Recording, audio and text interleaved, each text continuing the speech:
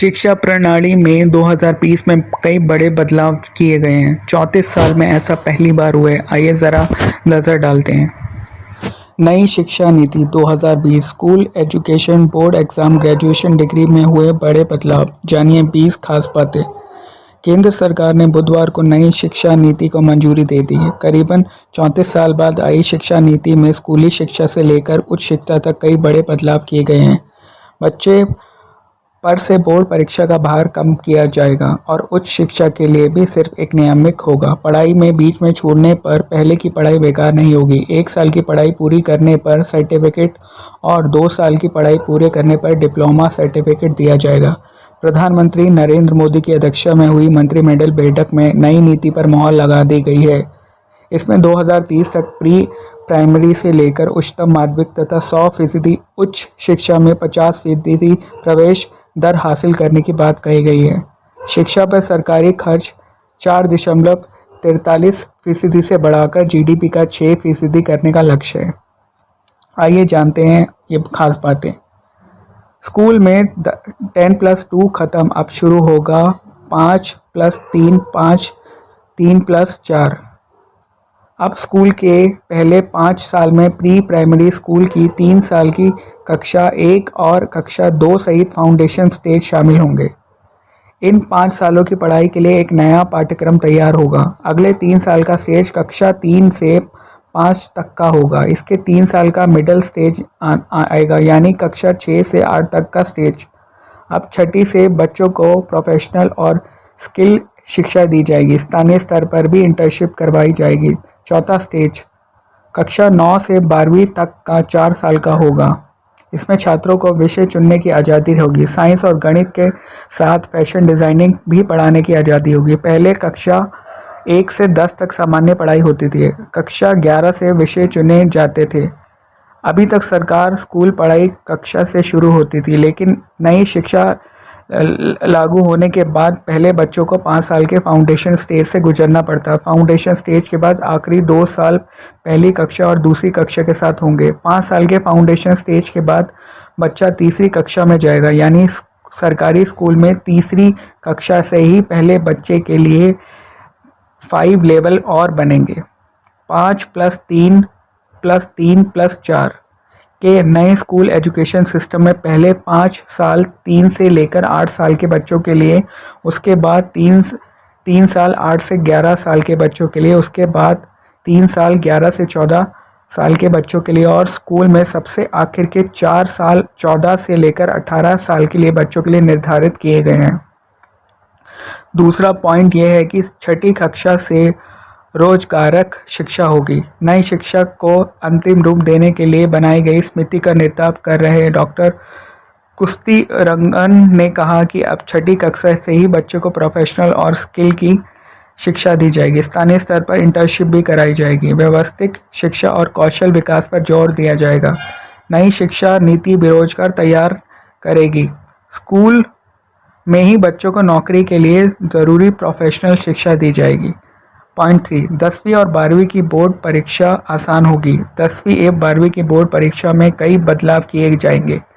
Board परीक्षा के महत्व को कम किया जाएगा। अहम सुझाव यह है कि जैसे साल में 2 बार परीक्षा करवाना और 2 को व्यवस्थित ऑर्गेनाइजेशन व्याख्यिक श्रेणियों में इन्हें विभाजित करना आदि। बोर्ड परीक्षा में मुख्य जोर ज्ञान के परीक्षण होगा ताकि छात्रों में रटने की प्रवृत्ति खत्म हो। बोर्ड परीक्षा को लेकर छात्र हमेशा दबाव में रहते हैं और ज़्यादा अंक लाने के चक्कर में कोचिंग पर निर्भर रहते हैं, लेकिन भविष्य में उन्हें इससे मुक्ति मिल सकती है। शिक्षा नीति में यह कहा गया कि विभिन्न बोर्ड और आने वाले समय में बोर्ड परीक्षा के लिए प्रोफेशनल मॉडल को तैयार करेंगे, जिसमें वार्षिक, सेमेस्टर और मॉड्यूलेटर बोर्ड परीक्षा होंगी। नई नीति के तहत कक्षा 3, 5 और 8वीं में भी ये परीक्षा होगी ताकि 10वीं और 12वीं परीक्षा की में बदलाव जारी रह सके। इसके बाद चौथा पॉइंट ये है कि 5वीं कक्षा से मातृभाषा में पढ़ाई होगी। नई शिक्षा में 5वीं तक जहां तक संभव हो सके 8वीं तक मातृभाषा में ही शिक्षा उपलब्ध कराई जाएगी। 5वां पॉइंट ये है कि स्कूल में ही ऐसे होगा बच्चों की परफॉर्मेंस का आकलन। बच्चों की रिपोर्ट कार्ड में बदलाव होगा। उनका 3 स्तर पर आकलन किया जाएगा। एक स्वयं छात्र करेगा और दूसरा सहपाठी और तीसरा शिक्षक। नेशनल स्टेटमेंट सेंटर परखें बनाए जाएंगे तो और बच्चों को सीखने की क्षमता का समय समय पर परीक्षण करेगा। 100% नामांकन के जरिए पढ़ाई छोड़ चुके करीबन 2 करोड़ बच्चों को फिर दाखिला दिलाया जाएगा।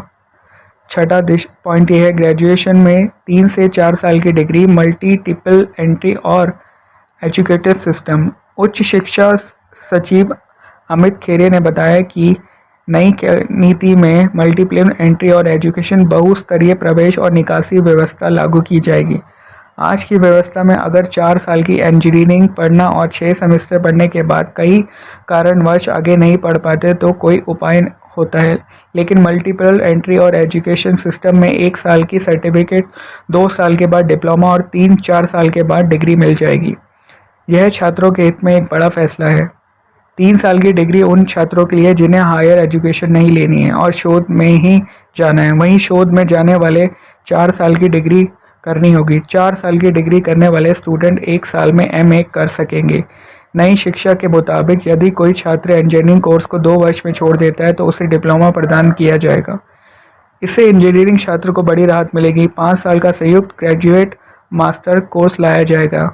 MPhil को ख़त्म किया जाएगा और पोस्ट ग्रेजुएशन में 1 साल की पढ़ाई छोड़ने का विकल्प होगा। नेशनल मैट्रिक प्लान के जरिए शिक्षा का उन्नयन किया जाएगा।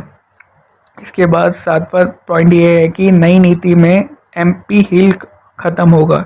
देश की नई शिक्षा नीति के लागू करने के बाद अब छात्रों को MPhil नहीं करना होगा। MPhil का कोर्स नई शिक्षा नीति में निरस्त किया जाएगा। नई शिक्षा लागू होने के बाद अब छात्र ग्रेजुएशन, पोस्ट ग्रेजुएशन, उसकी डिग्री के बाद PhD करेंगे।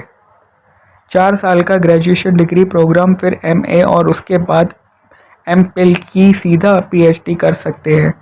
नई शिक्षा के तहत MPhil कोर्स को ख़त्म किया जाएगा और इसमें बड़े बदलाव माने जा रहे हैं। 8वां पॉइंट यह है कि ख़त्म होगी UGC, NCTE और AICTE, बनेगी एक रेगुलेटरी बॉडी। यूजली SAOCT का युग खत्म होगा। उच्च शिक्षा के सचिव अमित खेरे ने बताया कि उच्च शिक्षा में UGC और AICTE NCT की जगह एक नियम का होगा। कॉलेज को सभ्यता ग्रेड ऑटोनॉमी देकर 15 साल में विश्वविद्यालय में संबद्ध की प्रक्रिया पूरी तरह से खत्म की जाएगी। 9वां पॉइंट, कॉलेज को कॉमन एजुकेशन का ऑफर। नई शिक्षा नीति के तहत उच्च शिक्षण संस्थान में प्रवेश के लिए कॉमन एंट्रेंस एग्ज़ाम का ऑफर दिया जाएगा। यह संस्थान के लिए अनिवार्य नहीं होगा और राष्ट्रीय परीक्षा एजेंसी द्वारा परीक्षा करवाई जाएगी। 10वां पॉइंट है, स्कूल में ही प्राइमरी लेवल पे स्पेशल सिलेबस तैयार होगा। स्कूल शिक्षा सचिव अनीता करवाली ने बताया कि स्कूल शिक्षा और उच्च नीति में 10 बड़े सुधार पर मोहर लगाई जाएगी। इस नीति में टेक्निक के विषय पर ध्यान दिया जाएगा। प्राइमरी शिक्षा के लिए एक विशेष पाठ्यक्रम तैयार किया जाएगा। इसके तहत 6 वर्ष तक की आयु के बच्चे आएंगे। 2025 तक कक्षा 3 तक के छात्रों को मूलभूत साक्षरता और अंक ज्ञान सुनिश्चित किया जाएगा। मिडिल क्लास की पढ़ाई पूरी तरह बदल जाएगी। कक्षा 6 से 8 के बीच विषय की पढ़ाई होगी। 11वां पॉइंट ये है कि स्कूल कॉलेज की फीस पर नियंत्रण के लिए तंत्र बनाया जाएगा। खेरे ने बताया कि उच्च शिक्षण संस्थान को ऑनलाइन स्वत घोषण करने की मंजूरी मिलेगी। मौजूदा इंस्पेक्टर राज खत्म होगा और अभी केंद्रीय विश्वविद्यालय, राज्य विश्वविद्यालय, डिस्प विश्वविद्यालय और प्राइवेट विश्वविद्यालय के अलग अलग नियम हैं। भविष्य में सभी नियम को एक समान बनाया जाएगा। फीस पर नियंत्रण का भी एक तंत्र तैयार किया जाएगा। 12वां पॉइंट यह है कि नेशनल रिसर्च फाउंडेशन की तैयारी। सभी तरह के वैज्ञानिक और सामाजिक अनुष्ठान के नेशनल रिसर्च फाउंडेशन बनाकर नियंत्रण किए जाएंगे। उच्च शिक्षण संस्थान का बहुविषयीय संस्थान में बदलाव किया जाएगा। 2030 तक हर जिले में और उसके आसपास उच्च शिक्षण संस्थान होगा। शिक्षा में तकनीक के इस्तेमाल पर जोर दिया जाएगा। इसमें ऑनलाइन शिक्षा का क्षेत्रीय भाषाओं में कंटेंट तैयार करना, virtual lab, digital library, school शिक्षण छात्रों को डिजिट संस्थान से लैस कराने जैसी योजनाएं शामिल हैं। 13वां पॉइंट यह है कि स्कूल शिक्षा, उच्च शिक्षा के साथ कृषि शिक्षा, कानूनी शिक्षा, चिकित्सा शिक्षा और तकनीकी जैसी शिक्षाएं, व्यावसायिक शिक्षा भी शिक्षा के दायरे में होगी। 14वां पॉइंट ये है कि कला, संगीत, शिल्प, खेल, युग, समाजिक सेवा जैसी सभी विषयों को पाठ्यक्रम में शामिल किया जाएगा। इन्हें शासक पाठ्यक्रम नहीं जाएगा।